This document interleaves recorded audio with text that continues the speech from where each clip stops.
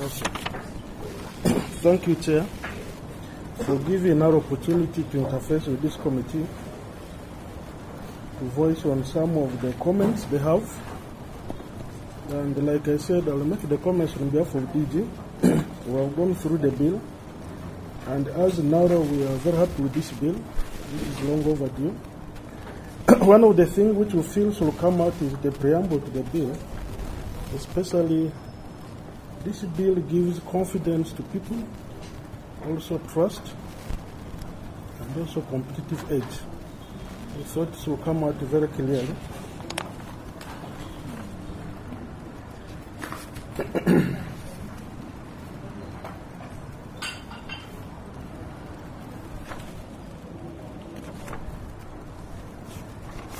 Page 3, just minor correction on section 1, purpose of the act. The purpose of this act,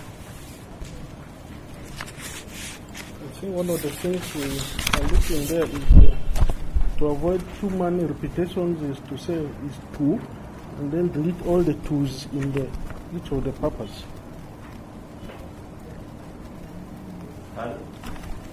The purpose of the bill is to A. Establish Uganda National Accreditation System. B. Provide instead of two to everywhere. Just a small.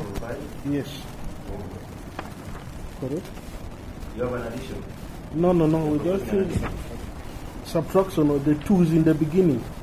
Can be at the top. Oh. Yeah. That is minor, yeah. Then establish.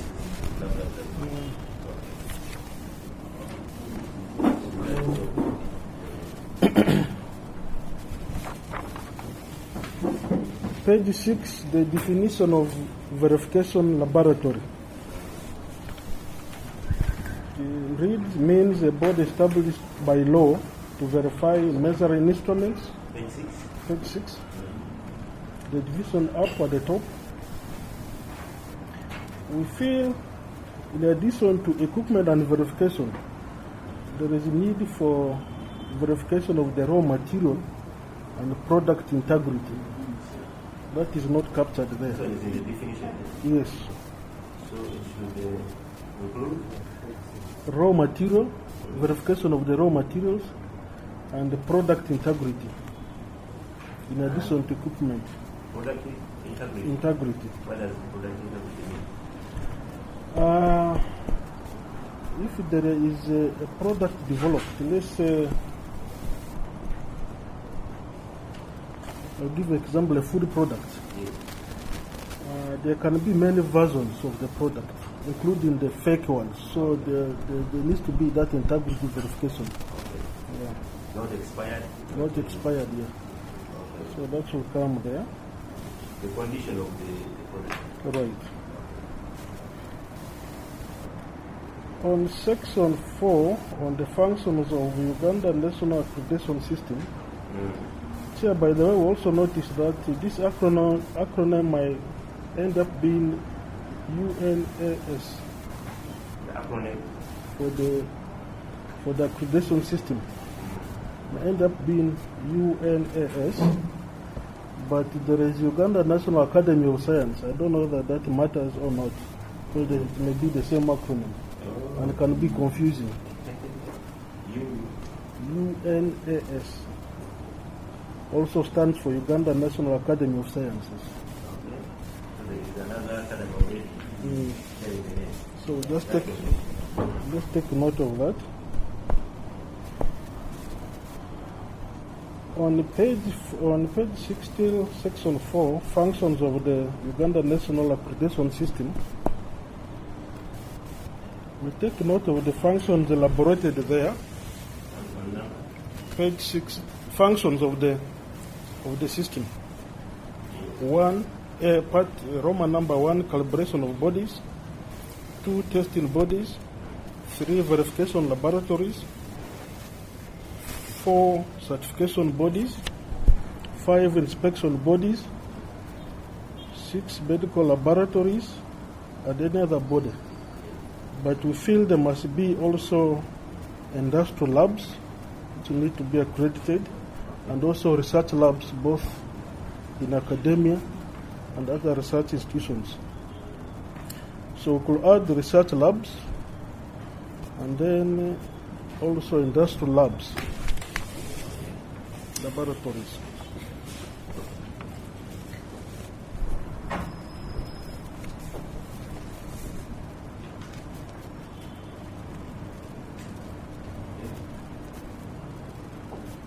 Research lab to include the one like now. NARO, Makerere University is here. Institutional research lab. Yes, institutional Can research. be private, it can be Correct. institutional. Institutional. Page 9.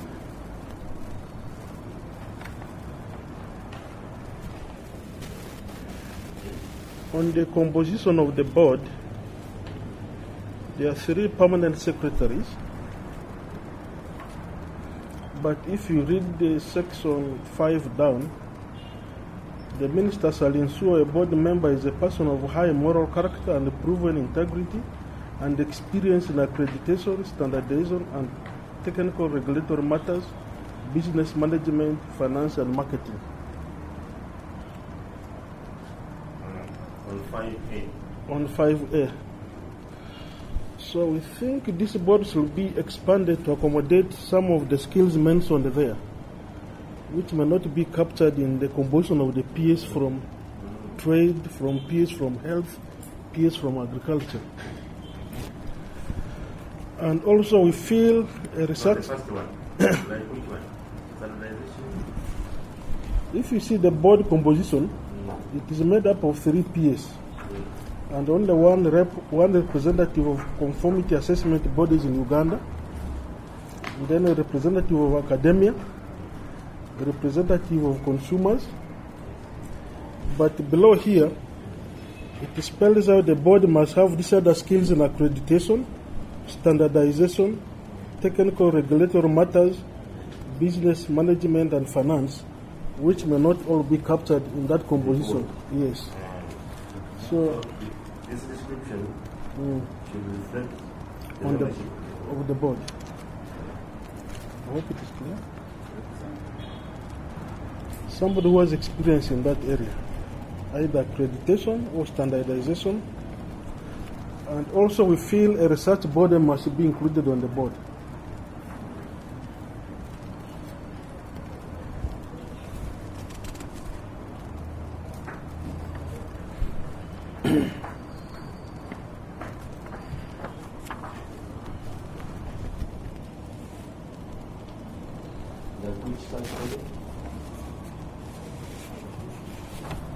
Institutional research bodies, NARO, Uganda Virus Research Institute, any one of those.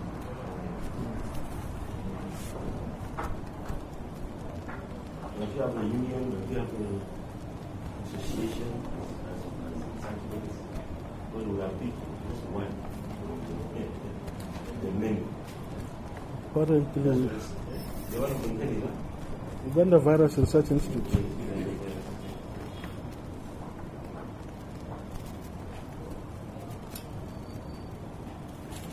So we don't have a union. I'm trying to see. So that's what we go Yes. to. Go and find the result. Yeah. Yeah. A lot of careful.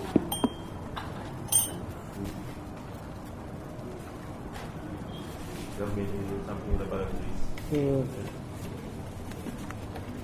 It's a good idea if you become better from the body. And then they ask you for a big amount. I think so. Page 10. Disqualification from appointment to board. Number? Page 10, section 6. Yes. Disqualification from appointment to the board. I think all the conditions for disqualification are okay. Maybe we add also mental illness Oh. as a condition to leave. Yes, of the brain. Yes. condition to be disqualified from the board. Okay.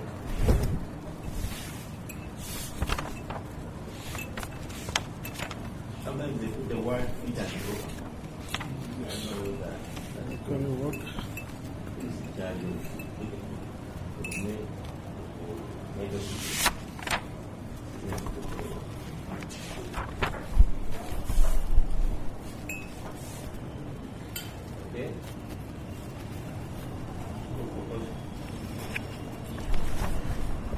The section thereafter,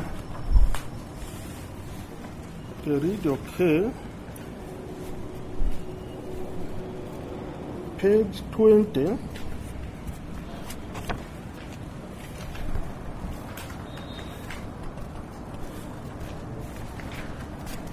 On the renewal of accreditation. Accreditation. Yes. So I think we think it is proper to include also condition for periodic audits. This is not audit of money, but audit for capacity, audit for systems that include procedures, protocol, and audit for ability to adopt new procedures or protocols.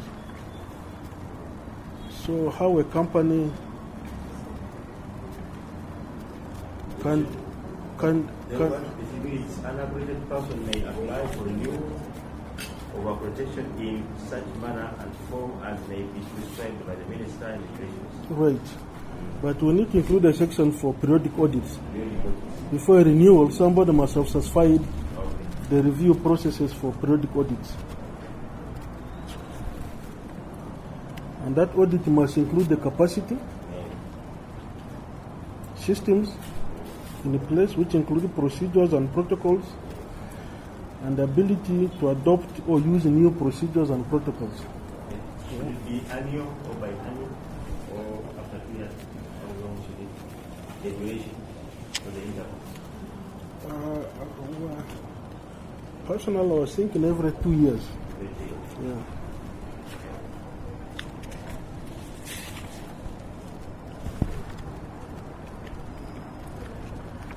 The other thing in this bill, which also needs to come out, Chair, is we know internationally there are two accreditation bodies. One is ISO. We also have codex under FAO for food products and food safety. Codex. In East Africa, we have the East African Standards Body. So we're also looking for relationship between this bill and those international bodies to give comfort, so that if you are accredited locally, nationally, you are automatically or easily accredited internationally. So that relationship also needs to come up in the bill.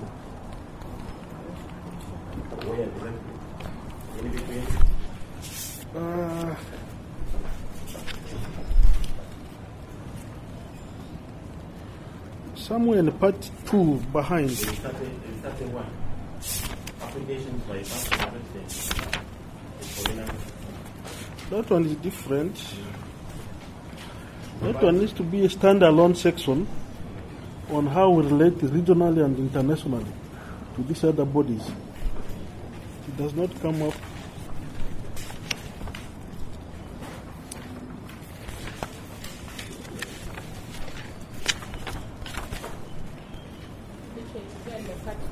Yeah, for me it should be more in part 2, section part 2.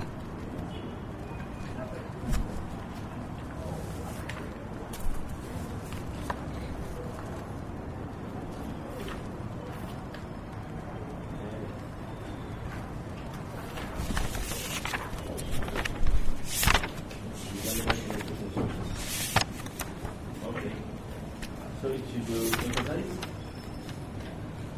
the relationship with the regional standard bodies and international bodies.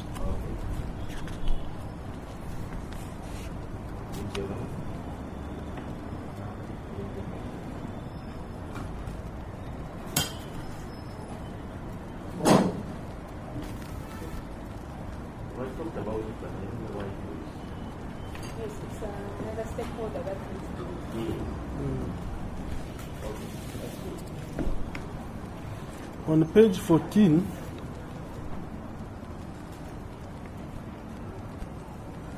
the executive director. The bill mentions the executive director shall be appointed by the minister or on the recommendations of the board and in consultation with the Public Service Commission. But somehow reading through this, I think the qualification of executive director is still very limited in this case to drive this process. So something should be added that this should be a person who should have qualifications in international business, intellectual property, and also accreditation system. One is international business. 2 is intellectual property.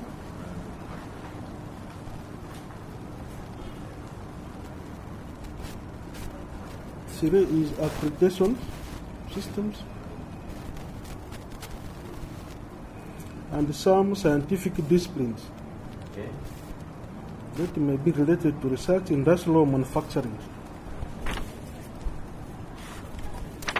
So that you have a competent ED for the proposed secretariat.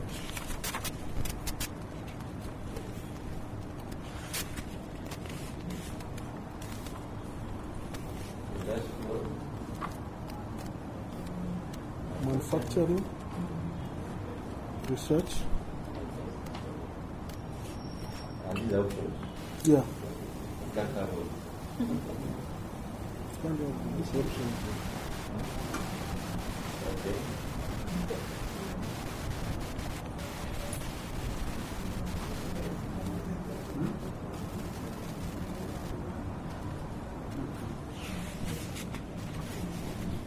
Any other?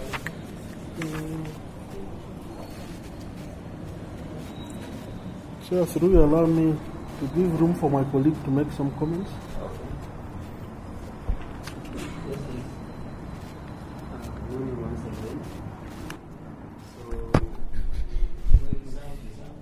Sound. Okay.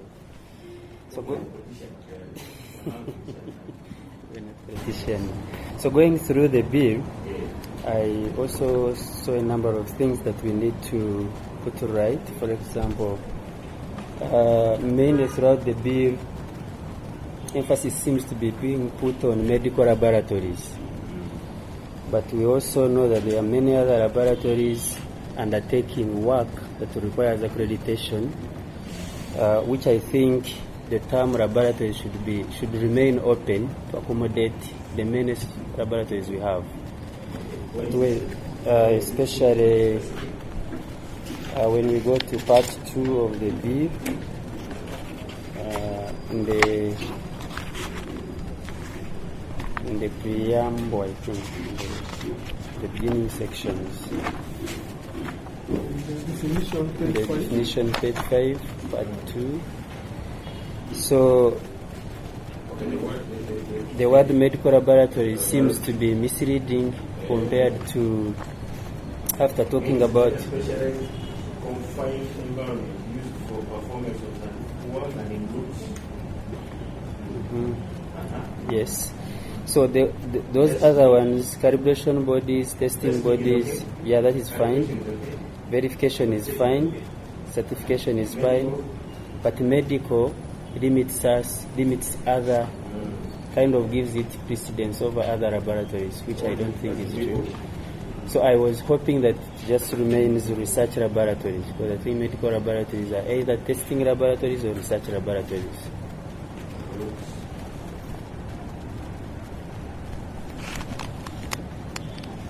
Or if it doesn't fit there, then we leave it to that, because most laboratories will fall under the prescribed above.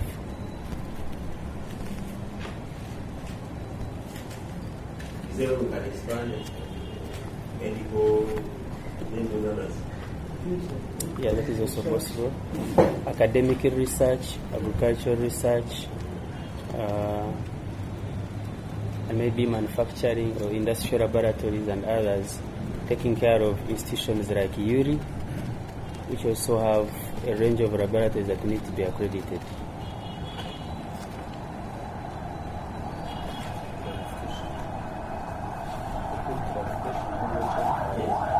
It's like he was talking about changing the word medical to research, such that now instead of medical, all of them become research laboratories. Because he expects all medical laboratories to be either testing or research laboratories. So if we could put there something like testing somewhere, then we put research. Testing, research laboratories. I think will that be inclusive of the industrial? Of the industrial laboratories. So we have to widen. Yes. It means that it's not about widening. Okay. The net. Maybe, Honorable Chair, what we could do, under the definition of laboratory, the medical is just inclusive. It has the word and includes. So includes does not exclude what we have not mentioned. Medical is just one of those. So we could leave it there and just expand, as he has said, but then when we go to clause 4, page 7, where page 7, paragraph 6, it provides for medical laboratories. So we could amend that to delete the word medical on page 7. Yeah, we are going to talk about that. Okay, we have somewhere where it says carry out accreditation including Accreditation of medical laboratories. So we could just delete the word medical and leave it open. Page 7. Yes, I've seen the one Yes. of part 4. Part 6. But So you just delete medical and leave it as laboratories. So that's inclusive of all those others. You widen it to include all. so we just leave the activities, the testing, the calculation, and verification. Are those the... And then we remove medical. Okay. But are those the all activities that the body do? Testing, calculation, and the verification? Many others. Many. Okay. But Honorable Chair, the word includes. Yeah. It's just like giving an example. So we don't have to mention all. Just categorize it. Yeah, then the other issue was on the board. As mentioned, I think there are some things that are not being taken care of. There is a lot of intellectual property going on in the council. A lot of Intellectual property intellectual property related aspects. And most of the laboratories that we work on are basically innovation based. So that means we need to think about representation from URSB or representation from intellectual property bodies that would make sure that these labs do their job. The other thing is we also need representatives from academia that are biased to research or that represent thematic areas that support manufacturing, because I think most of our labs now are being geared towards making sure that the product goes to the industry. So something of that scale. So we need representation for that area where there is support for manufacturing, but allied to academia, almost like what we see with the, for example, the Kira EV kind of situation. We need representation from such kind of people. I don't know whether my point is clear. When you say Intellectual property. From academia. So academia may not be necessarily intellectual property because you don't have to have a doctorate to have a creation of mind, but academia may support intellectual property. So, but academia should be specific. we are thinking specifically to innovations and intellectual property.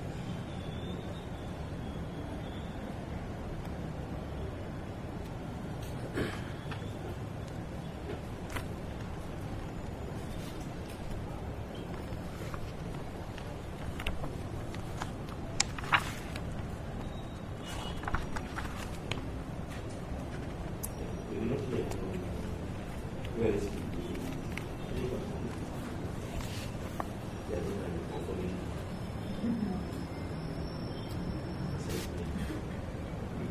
So on section 17, we have assessors, and maybe reading the first part, the Uganda National Accreditation System. Define assessors. Yes, that is what I was going to say. May, with the approval of the board, appoint assessors from amongst the staff. So the assessors are being appointed from amongst the staff. And I think if the assessors are to be appointed amongst the staff, yes, from amongst the staff of the Uganda National Accreditation System. But then how will they ensure compliance, especially during monitoring, if they are part of because the staff itself are supposed to support these accredited bodies to comply with what has been put in place. So how will they assess and also ensure compliance? Yeah. And such other persons who are not staff but are suitably qualified function as assessors. I think they looked at like when the Auditor General is auditing. He has liberty to use his staff, but also because of capacity and numbers, he appoints because of professional accountants. So there can be a professional assessor body, a professional assessor individual. And then he says, so and so, go and look for assistance. Okay.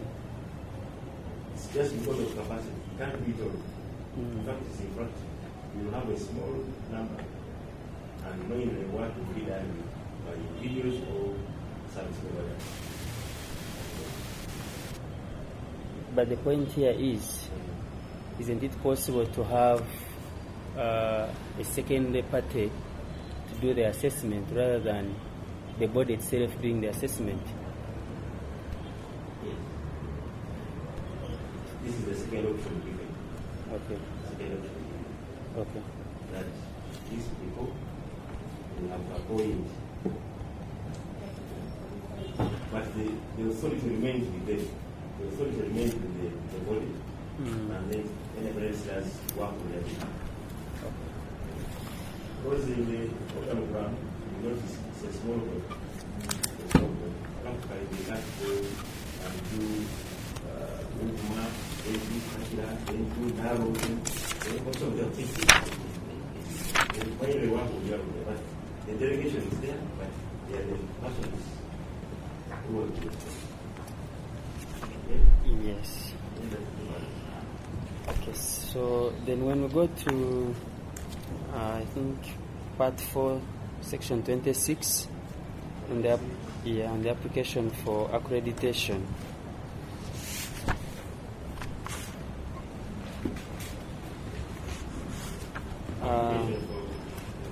Part 1, it talks about a person seeking accreditation shall apply to the Uganda National Accreditation System in the manner and form prescribed by the Minister by regulations. We were wondering whether the word persons also includes where an entity like NARO seeks to accredit the system of research in NARO, whether that is taken care of.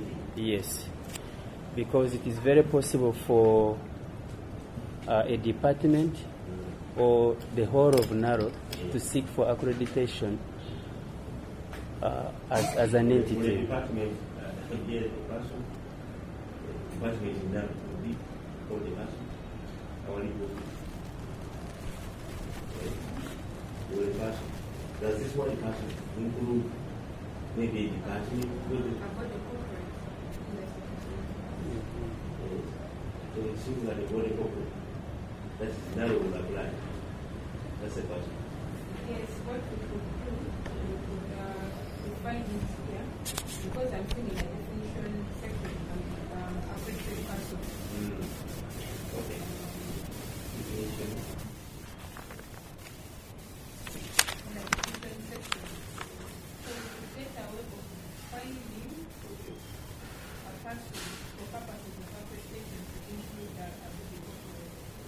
said, page 4, definition.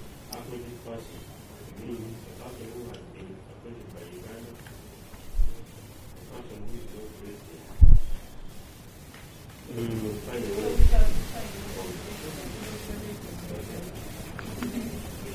Okay. So, going. Shall the next shall okay. Who the corporate person, the department, like NARO, part of this, part of this. Okay, so on the same, but at 28, section 28, on powers to establish technical committees, the Uganda National Accreditation System may establish appropriate technical committees to evaluate applications for accreditation.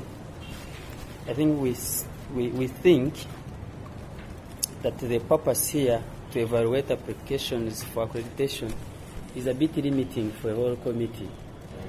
But the committee should have other broader functions, not only just reviewing applications, but also reviewing, for example, resubmissions, renewals, and many other related functionalities within the applications and even broader functions.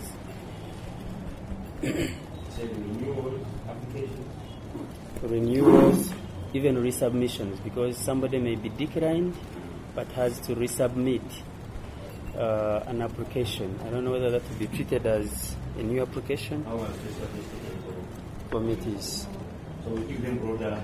We give them broader functions. Yeah.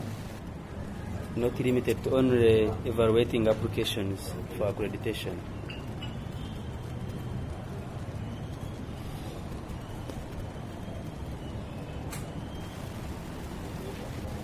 Let's give an example of what we evaluate application,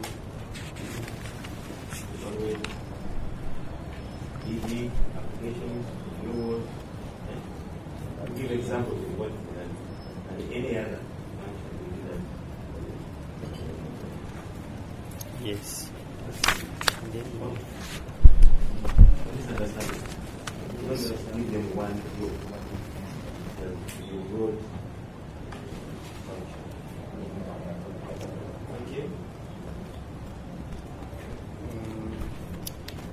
Maybe the last one on that would be section 32 talks about the Uganda National Accreditation System shall establish and maintain a register of accredited persons, but I think we have talked about this. This register may include corporate bodies, but also this register may include international bodies that would seek to be accredited for them to perform business here. So, yes,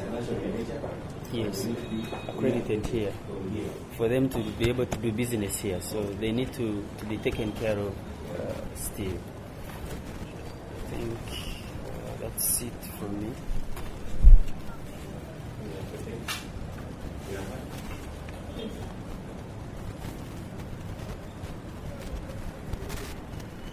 So this needs to be irregular was Yes. both local.